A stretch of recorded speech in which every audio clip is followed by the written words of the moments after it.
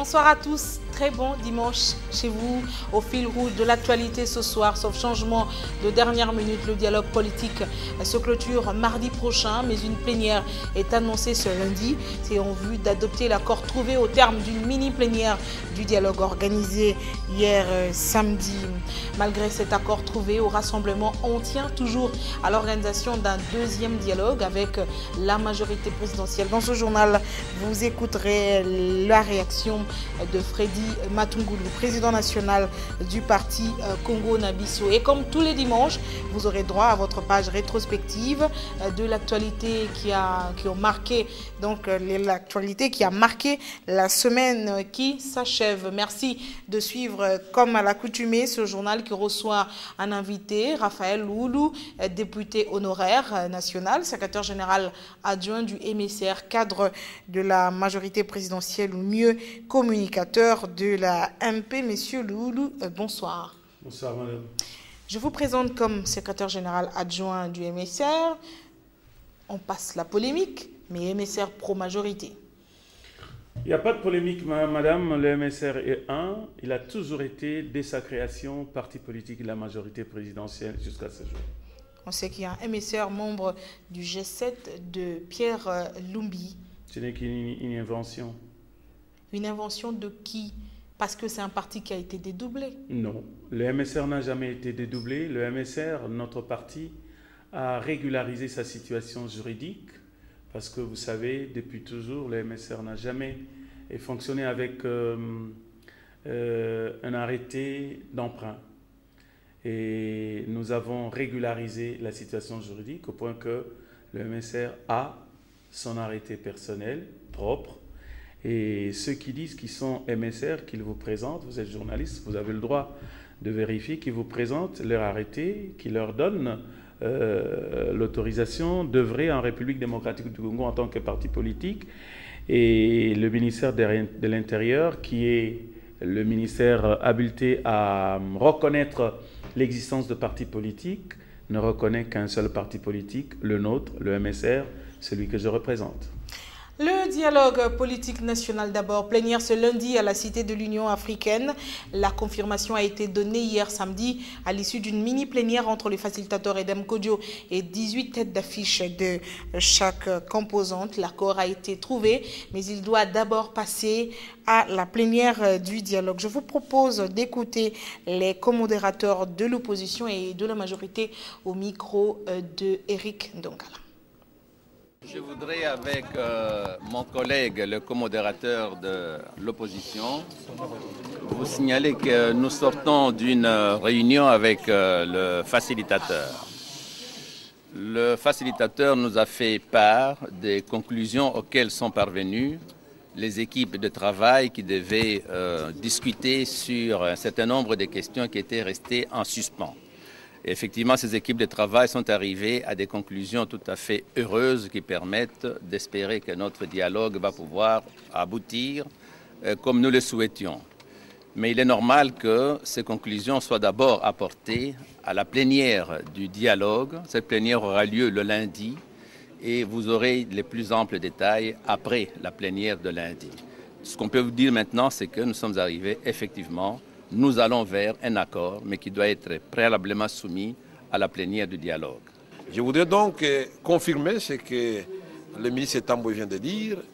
Les compromis sur toutes les questions ont été trouvés et que le lundi, effectivement, ces compromis trouvés vont être soumis à la plénière et après, nous allons signer l'accord.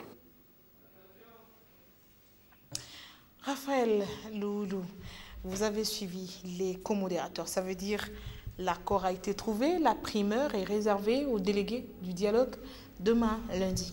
Ça veut dire qu'il y a eu des divergences qui persistaient et avec cette mini-plénière de Pullman Hotel, on est arrivé à arrondir les angles, comme on dit, et la plénière de demain va être mise au courant de ce qui a été décidé à la mini-plénière. Et c'est à l'issue de cela, lorsque la plénière se sera prononcée, que nous aurons l'accord. Mais nous pouvons d'ores et déjà dire que beaucoup de divergences, si pas toutes, ont été aplanies. Qu'est-ce qui est plus important dans cet accord? La date des élections. On sait déjà que la primature a été accordée à l'opposition, c'est ça? Bon, l'accord politique inclusif, oui, a prévu que le Premier ministre provienne de l'opposition et que la date des élections présidentielles, législatives, provinciales et nationales soit connue. La CENI est passée au dialogue en plénière pour pouvoir donner l'éclairage nécessaire et se dire que c'était le point important qui manquait et que tout le monde voulait connaître. Et j'ose croire à entendre les deux co-modérateurs de l'opposition de la majorité ce que cette divergence est aplanie. Donc, nous espérons. À quoi aura servi un dialogue et à quoi va servir un accord politique sans le rassemblement?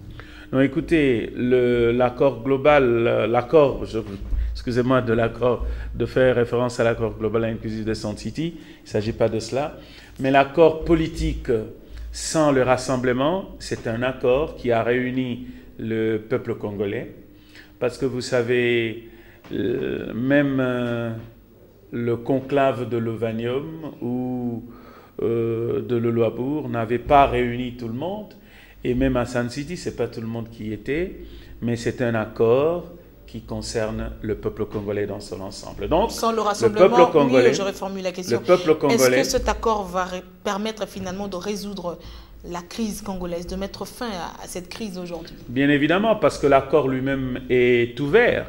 Il n'est pas dit qu'il est fermé aux composantes politiques qui ont pris part ou qui prennent part au dialogue politique inclusif. Il est ouvert en ce sens que tout autre Congolais ou toute autre formation politique pourrait s'impliquer dans les résolutions de l'accord. Il peut être certain que même les membres du rassemblement pourront trouver leur compte dans la mesure où ils ont été représentés par leur père de l'opposition. Et après la signature de l'accord, le Premier ministre sera nommé quand?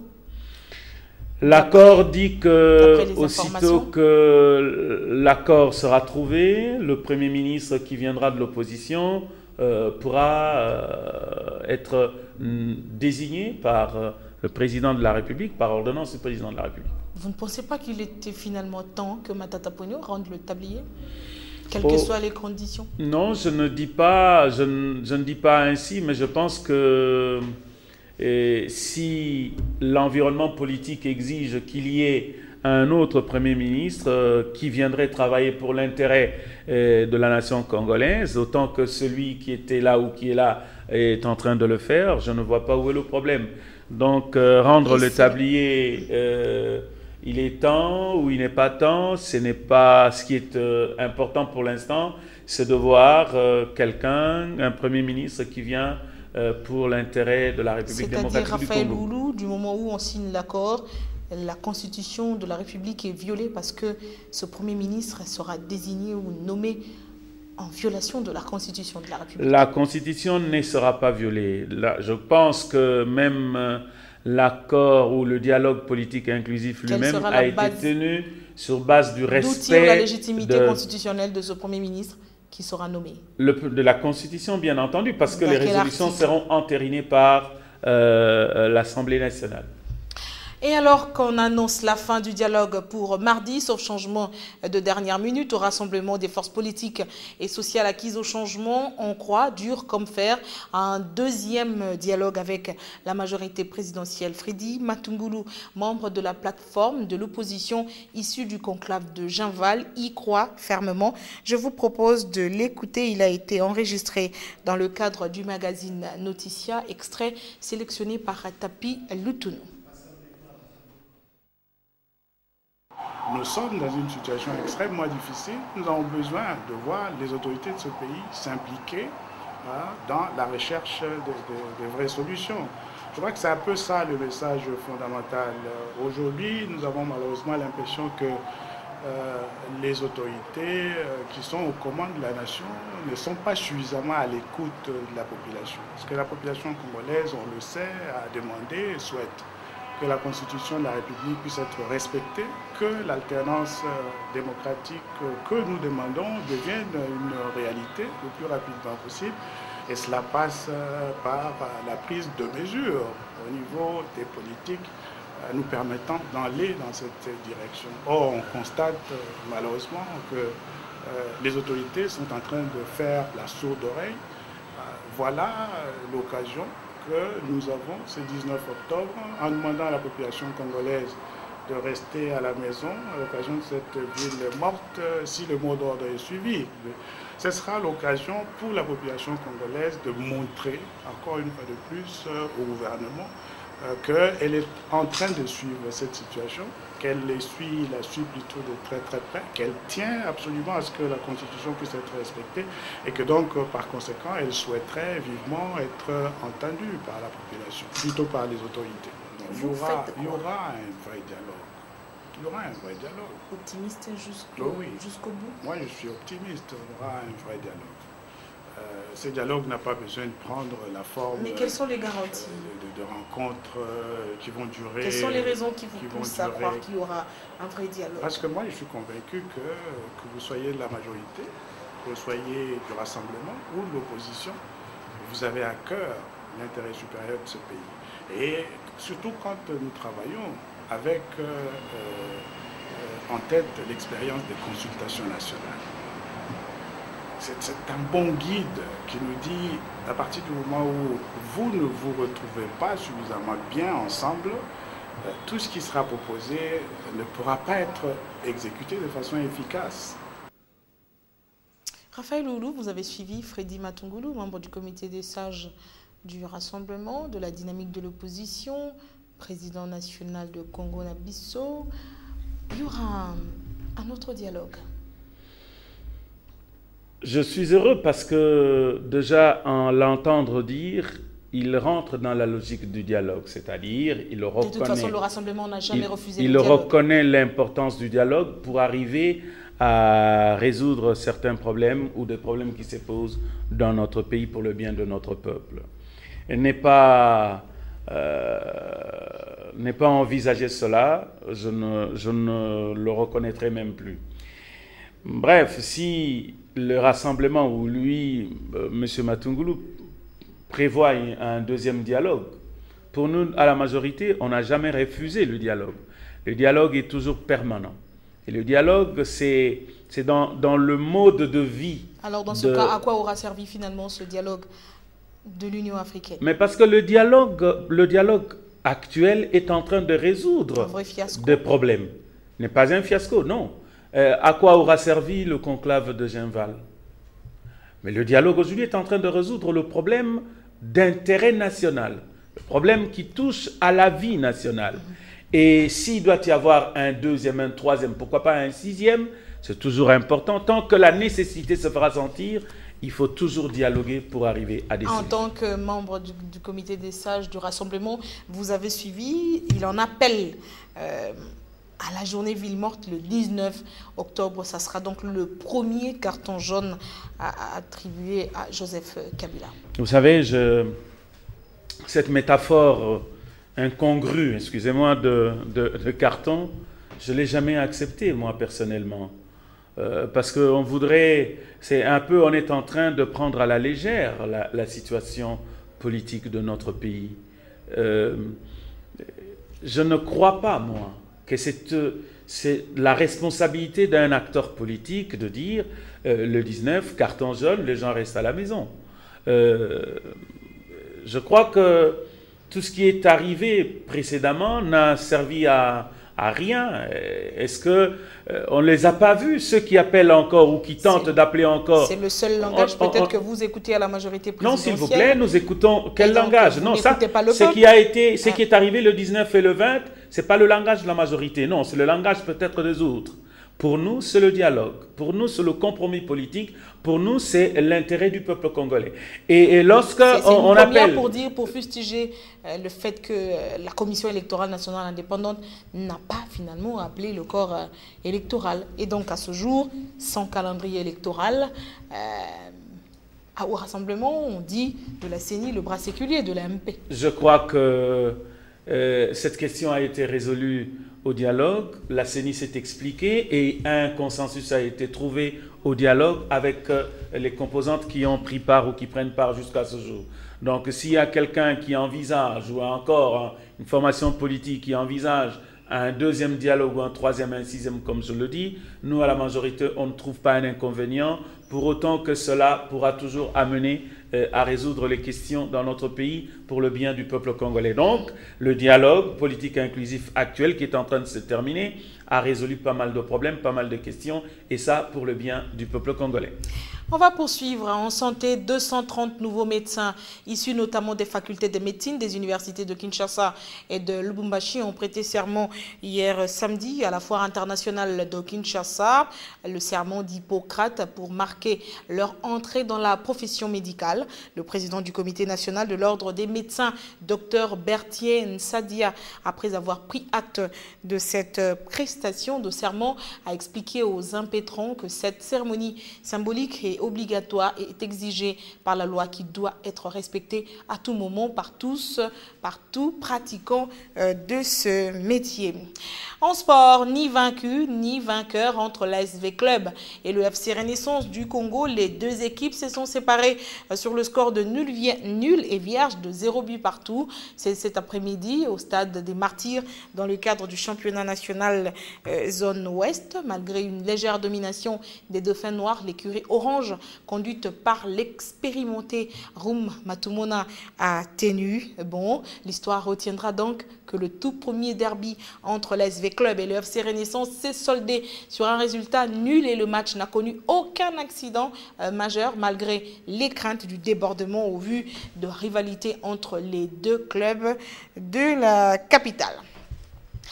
Place à présent à la rétrospective de la semaine, les principales informations à retenir de la semaine écoulée dans une compilation de nos équipes de la rédaction. D'abord, lundi a été marqué par l'entretien qu'a eu le facilitateur Edem Kodjou avec une délégation des ministres des Affaires étrangères des pays membres de la SADC. Il s'agissait notamment des ministres de la Tanzanie, du Mozambique et de l'Angola. Et justement, le dialogue était également évoqué dimanche dernier à Kingakati entre Joseph Kabila et les cadres de la majorité présidentielle. L'autorité morale de la MP a demandé à ce que les points de blocage avec l'opposition soient élucidés.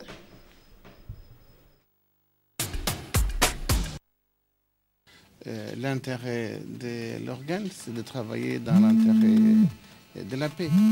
Donc la SADC est intéressée par la paix et le dialogue en République démocratique du Congo. Et donc voilà pourquoi nous sommes venus et voilà pourquoi nous allons aussi au cours de ces jours entendre plusieurs participants à ces, ou bien plusieurs protagonistes du processus. On va rencontrer les partis politiques, les différents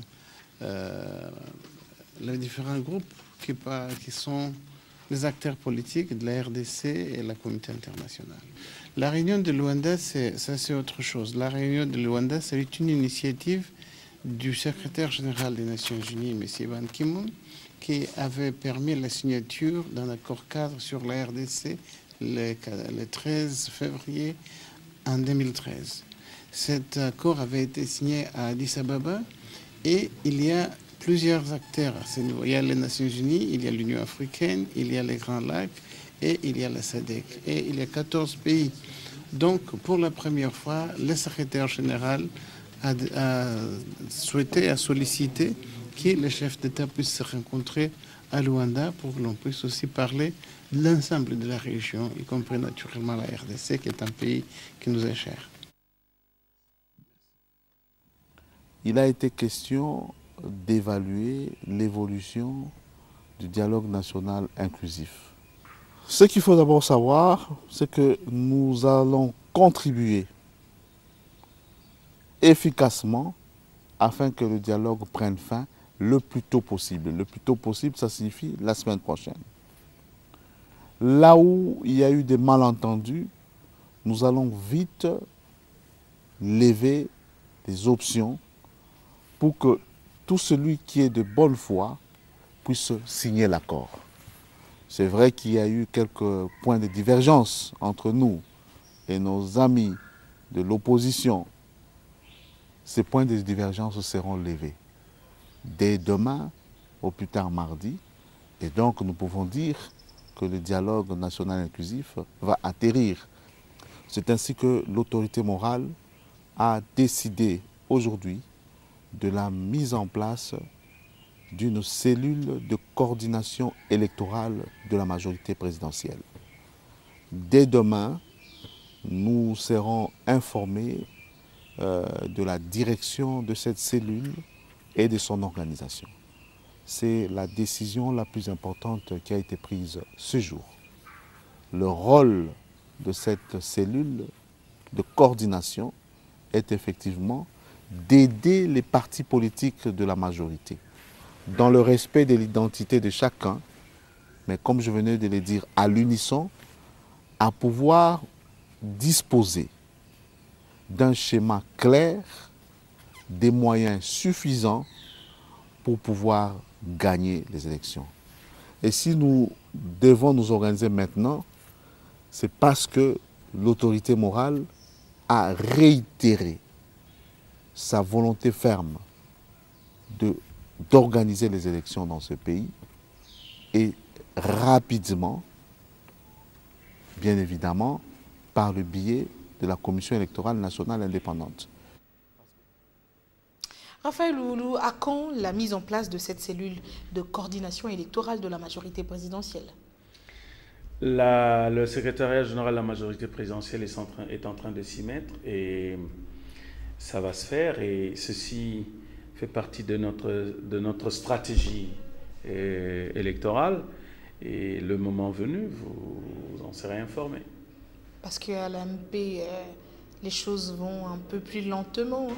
Une certaine lourdeur dans la mise en application, même de vos propres résolutions. La majorité présidentielle est plurielle, et la majorité présidentielle n'est pas une petite structure, c'est une structure assez complexe. Il faudrait bien faire les choses pour que nous puissions gagner les élections, parce que la majorité va se présenter ou va présenter des candidats à tous les scrutins.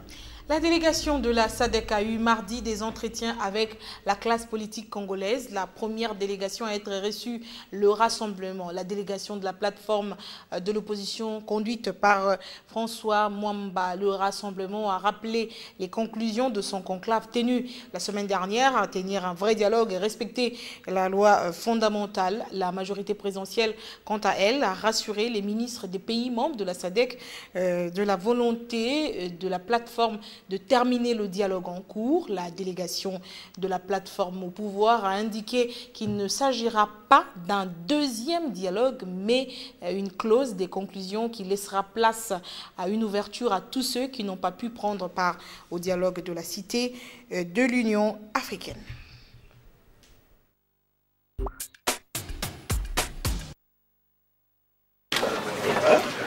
Pour le Rassemblement, le message reste le même. Oui au dialogue, mais un dialogue sans Edem Kodjo, plus inclusif, avec le dialogueur du camp Tchachi. François Mwamba l'a encore redit à la délégation de la SADC. Que nous voulions un dialogue véritable qui mettrait en scène la logique qui se développe actuellement à l'Union africaine avec nous autres, de manière à pouvoir arriver à un entendement commun qui permette donc de respecter la Constitution. L'opposition qui prend part au dialogue reste convaincue que de ces assises sortiront des résolutions qui serviront de base solide pour la RDC. Les membres de la région à laquelle nous appartenons sont venus à la rescousse de la RDC pour essentiellement encourager ceux qui ont choisi la voie de la résolution de la crise congolaise par le dialogue de persévérer et de conclure l'accord politique qui sera une base solide pour la démocratisation de notre pays et la pacification. Mais en même temps, dire à ceux qui n'ont pas jusqu'à présent rejoint ceux qui sont dans le dialogue de le faire. Et nous avons dit à la délégation que nous lançons encore de nouveau cet appel à nos frères, puisque nous tous, nous voulons dialoguer. Mais on ne va pas dialoguer seul, donc on va dialoguer avec le pouvoir. Nous le faisons déjà.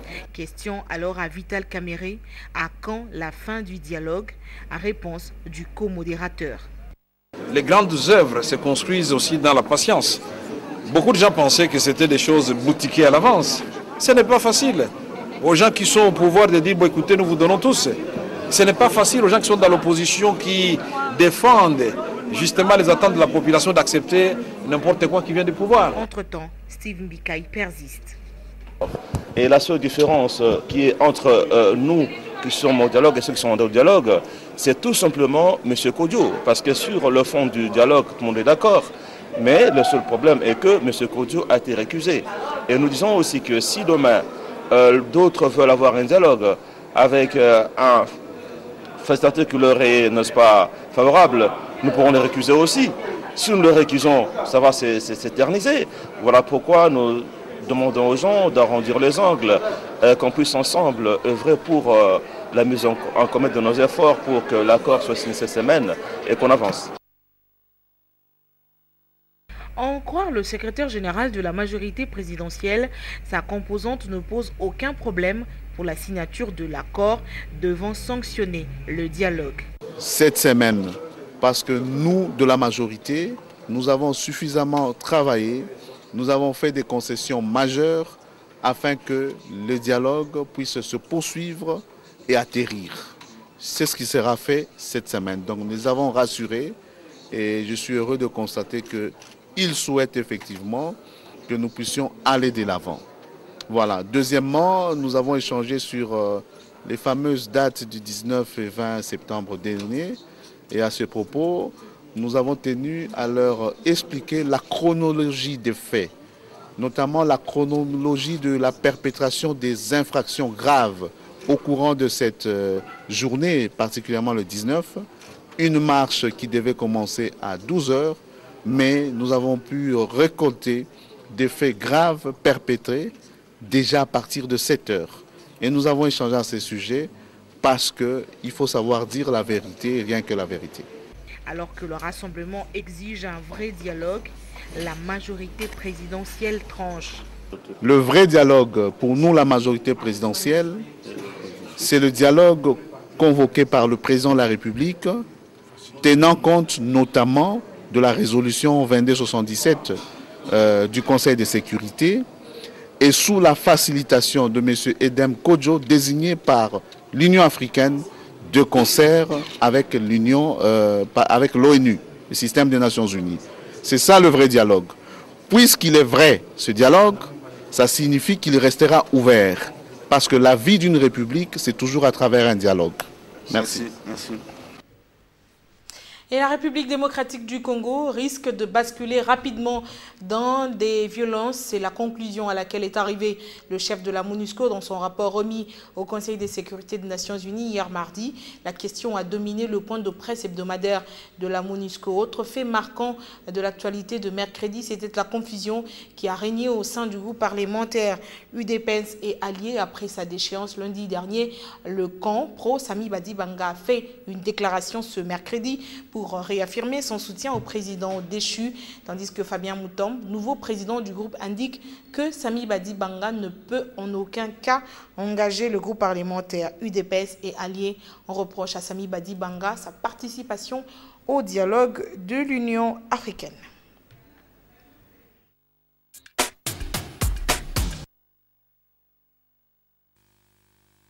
Maman Sambo Sidikou s'inquiète de l'avenir de la République démocratique du Congo. Dans son rapport sur la situation sécuritaire du pays, présenté ce mardi 11 octobre au Conseil de sécurité, le numéro 1 de la MONUSCO s'est dit vivement préoccupé par l'impasse dans laquelle se trouve le processus électoral.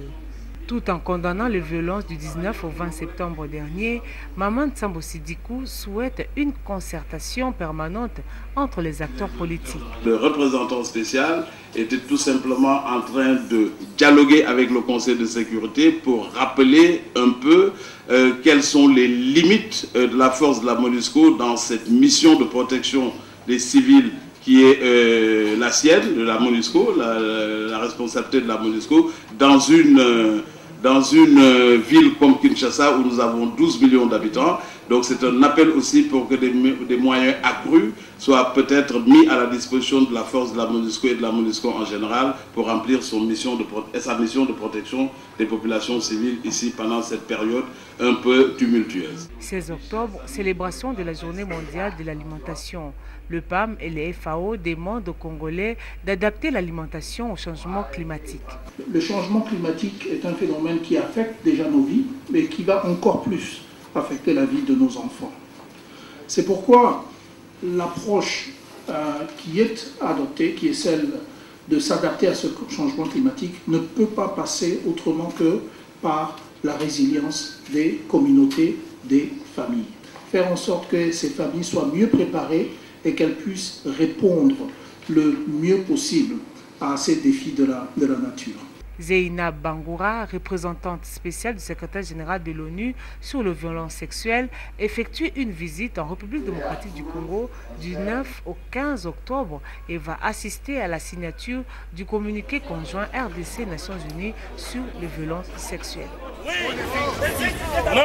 C'est un véritable bras de fer auquel on assiste au sein du groupe parlementaire UDPS et alliés. Après la destitution de Sami Badibanga, quelques députés de ce groupe parlementaire lui ont apporté leur soutien. Le groupe parlementaire UDPS et alliés a suivi avec étonnement une déclaration signée prétendument en son nom par 5 membres du groupe et par lesquels ces derniers prétendent avoir destitué l'honorable Sami Badibanga de ses fonctions du président du groupe. Devant ces manœuvres qui tendent à induire inutilement les peuples congolais en erreur et à semer les doutes dans la population, le groupe parlementaire tient à informer l'opinion tant nationale qu'internationale sur la réalité qui se vit actuellement au sein du groupe. Ils n'ont donc plus qualité ni pour convoquer une quelconque réunion, ni engager le groupe en quoi que ce soit. La fameuse déclaration n'est signée que par 5 personnes sur la cinquantaine de membres qui composent le groupe parlementaire IDPS et ALIE. Les signataires sont donc très largement minoritaires par rapport à la majorité qui reste fidèle au président Sami Badibanga. En définitive, le groupe parlementaire IDPS et alliés rappelle que l'honorable Sami Badibanga et Ambatobe demeurent respectivement son président et porte-parole et rapporteur adjoint. Par voie de conséquence, la seule personne habilitée à l'engager conformément à son règlement d'ordre intérieur et du règlement intérieur de l'Assemblée nationale. Faux, rétorque Fabien Moutombe. Il affirme être le nouveau président du groupe parlementaire UDPS et alliés. Nos amis se sont écartés de la ligne de conduite du parti, mais enfin, vous voyez, les amis, à cause des espèces sonnantes et trébuchantes, ils se retrouvent au dialogue. À partir du moment où vous vous retrouvez au dialogue, vous devenez ce qu'on appelle l'allié opérationnel de M. Kabila. En fin de compte, c'est Fabien Moutombe Kankato qui est le président du groupe parlementaire UDPS et alliés. On reproche à Sami Badibanga sa participation aux travaux du dialogue qui se tiennent à la Cité de l'Union africaine. La reddition du chef de la milice Bakata Katanga, Gédéon Kyungu Mutanga, et son accueil à Lubumbashi dans une ambiance festive a été évoquée jeudi sur nos antennes. L'association congolaise pour l'accès à la justice se dit profondément choquée. Le président de la CAJ dénonce ce qu'il qualifie de banalisation du crime. Il demande que Gédéon soit replacé en prison.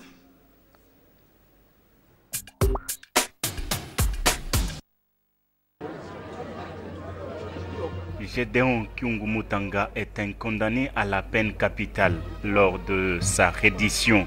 Mardi à Lubumbashi, ce chef de guerre de Bakata Katanga a été accueilli en grande pompe par les autorités provinciales du Haut-Katanga.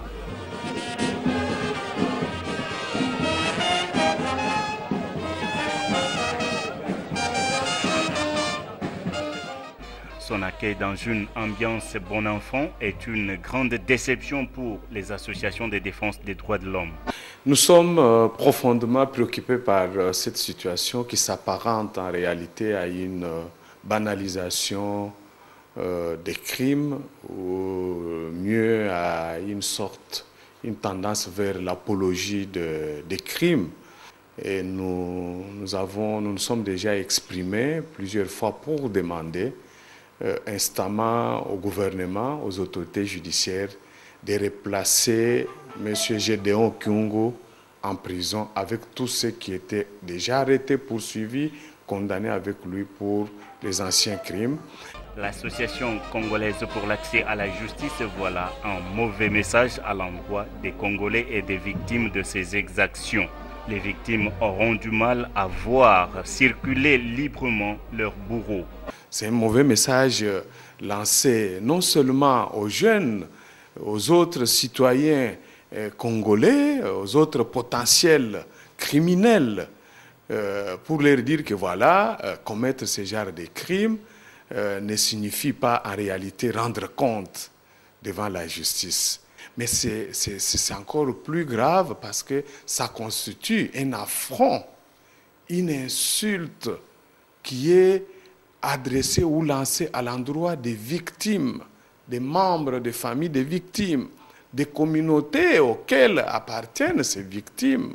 Le chef rebelle Gédéon Kyungu a été arrêté et condamné en 2009 à la peine de mort pour crimes de guerre et crimes contre l'humanité et mouvements insurrectionnels commis en territoire des Mitwaba, Pweto et Manono avant de s'évader de la prison en 2011. Gédéon Kyungu se dit prêt à affronter la justice au cas où elle aurait besoin de lui. Pourtant, selon des sources concordantes, le chef de la milice Bakataka Tanga et sa bande pourraient être amnistiés. Raphaël Oulou, l'autre question que les Congolais finalement ne comprennent absolument pas du tout, c'est cette question de Gédéon. Comment vous expliquez ça? Bon, c'est un compatriote qui avait un mouvement qui a tué de sang-froid, qui a accepté de la chair humaine, qui a accepté aujourd'hui de se rendre et de déposer les armes. Est-ce que nous pouvons féliciter l'acte qu'il a posé? C'est de déposer les armes, c'est-à-dire il voudrait travailler pour la paix. Il fallait tout un cinéma pour ça. Oui, vous savez... L'accueillir en triomphe, comme si c'était un héros. Non, pourquoi lui? Il n'est pas accueilli en héros, mais il est accueilli en fils du pays qui vient pour l'instauration de la paix. Alors que sa place n'est pas là-bas. Sa place est dans son pays, justement. Il doit purger sa peine puisqu'il s'est évadé de la prison.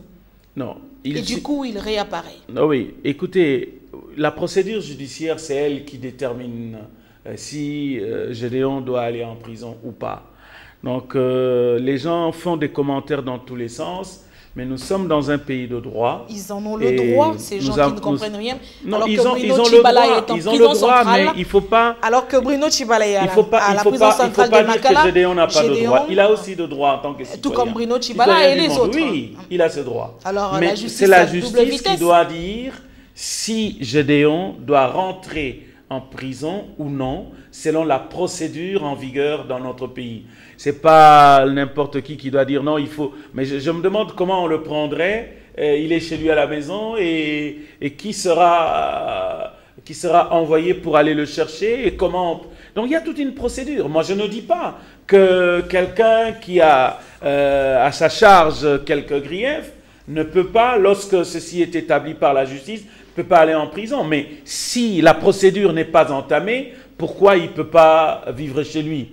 Créer un parti politique. C'est la procédure. Il peut créer un parti politique. Combien d'acteurs politiques qui étaient dans la rébellion et qui ont tué, qui ont les sangs dans leurs mains, comme on le dit, mais qui sont aujourd'hui dirigeants d'un parti politique, présidents de parti politique? On le connaît dans ce pays. Ils existent. Vous-même, vous étiez Maïmaï. Moi, je suis Maïmaï. Je ne dis pas que j'étais. Je suis Maïmaï.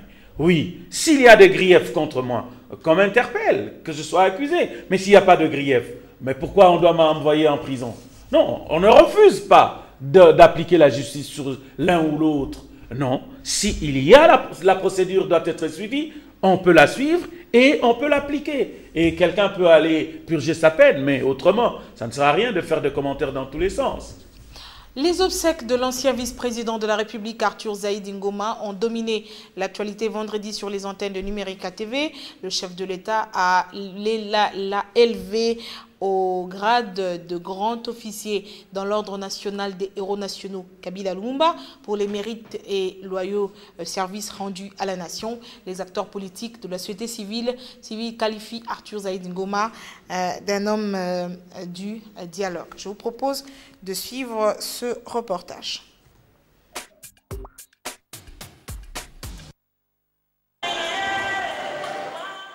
L'homme meurt, mais ses œuvres demeurent toujours. Au Palais du Peuple, différentes personnalités ont rendu un hommage digne de son nom au fils du pays, Arthur Zaïdi Ngoma, pour les services rendus à la nation.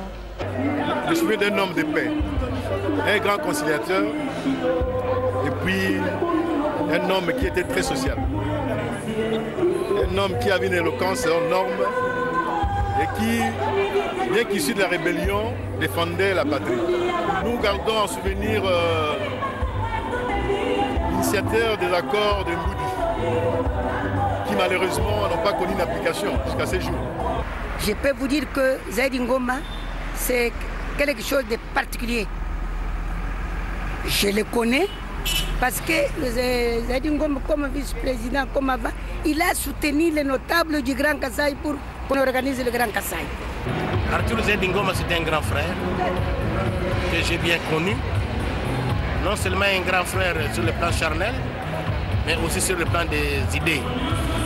C'est un homme des idées. Ce que je sais est qu'il a beaucoup travaillé pour qu'on puisse trouver un accord. Et l'accord qui est en route, parce qu'il y aura un accord effectivement, et un accord qui va plaire à tous les Congolais. Je connais Zaïdi peu avant Sun City. Il m'approchera pour essayer de le mettre en contact avec Tshisekedi pour s'entendre. Arthur Zaïdi Ngoma s'était investi dans la promotion de l'enseignement. Son décès a coïncidé avec la célébration de la Journée internationale de l'enseignement.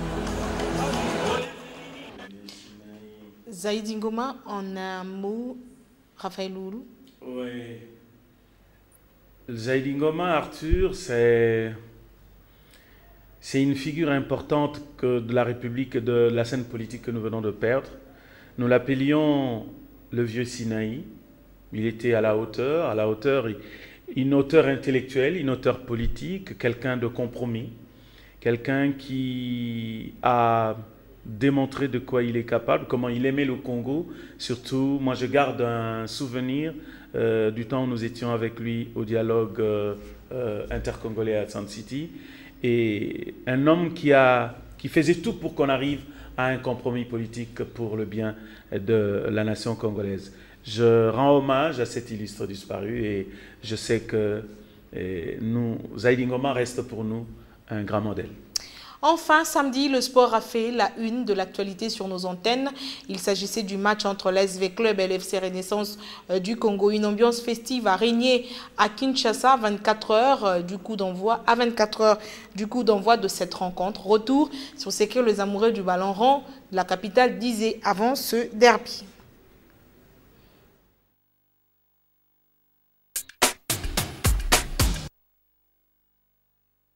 Bon, match na match ya ndenge na ngoa match de final na foot ya ndenge ma wote ko gagner match et va d'équipe na ndenge na ngo doit pour na vite vraiment nga pe va score te doit pour na vite Renaissance a kitamata ça c'est mukia ata 4 oui donc si ya na équipe adata na bien c'est la performance na va na bien mais so na vite ande ya ma passe na kana ma vraiment. C'est dit que pour le moment, Renaissance, même niche, tu as donné la meilleure attaque parce que tu as marqué déjà 8 billes.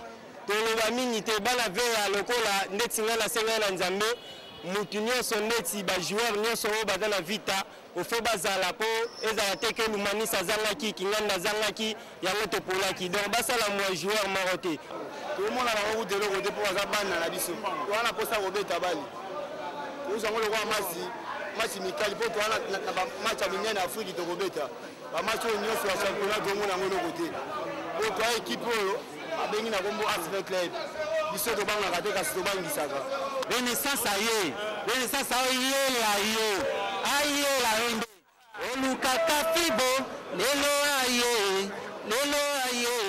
koyebanga o fibo lelo aye o fibo renaissance lelo aye o fibo orange o fibo bomanyose.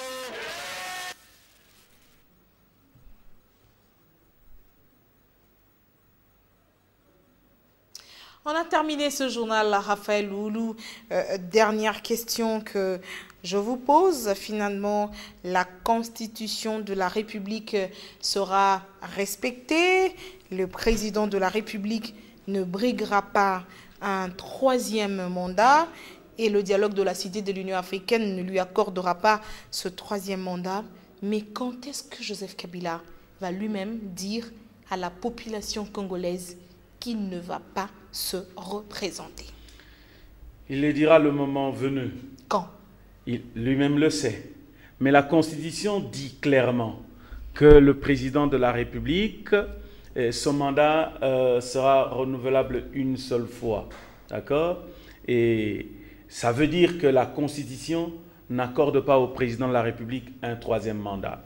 Le président de la République lui-même a toujours dit, et nous le disons toujours à sa place, nous relayons son message, qu'il respectera la Constitution. C'est-à-dire il respectera la Constitution du premier article au dernier article. Et je ne vois pas où se pose le problème. Et si le président de la République, son Excellence Joseph Kabila, dit qu'il respectera la Constitution, et dans la Constitution, il est dit que le président de la République ne briguera pas un troisième mandat, c'est-à-dire le mandat est renouvelable une seule fois. Je ne vois pas où est le problème et pourquoi les gens ne comprennent pas. Et ils veulent qu'il parle en quelle langue, qu'il parle en quel dialecte pour qu'ils comprennent. Pas un Le dialogue, mandat, pas un troisième mandat, mais les résolutions, un nouveau mandat les résolutions du dialogue ou l'accord politique du dialogue ne le dit pas non plus. Mais l'arrêt de la Cour constitutionnelle dit à corroborer l'article 70 alinéa 2. Merci beaucoup Raphaël Loulou d'être passé sur les antennes de Numérica Télévision, commenter l'actualité avec nous en attendant le carton jaune du 19 octobre prochain. Heureusement que le carton jaune n'existera pas. Les cartons jaunes, c'est sur le terrain de football et pas sur la scène politique. Donc, il y a des gens qui confondent le terrain de football et la scène politique. Donc, ce journal est terminé. Merci à vous de nous avoir suivis. La rediffusion, c'est à 23 h demain, 7 h. Vous nous suivrez sur www.numerica Télévision. Bonsoir. Je vous retrouve lundi, 21 h, dans le cadre du Noticias qui reçoit Freddy Matungulu, président de Congo Nabisso.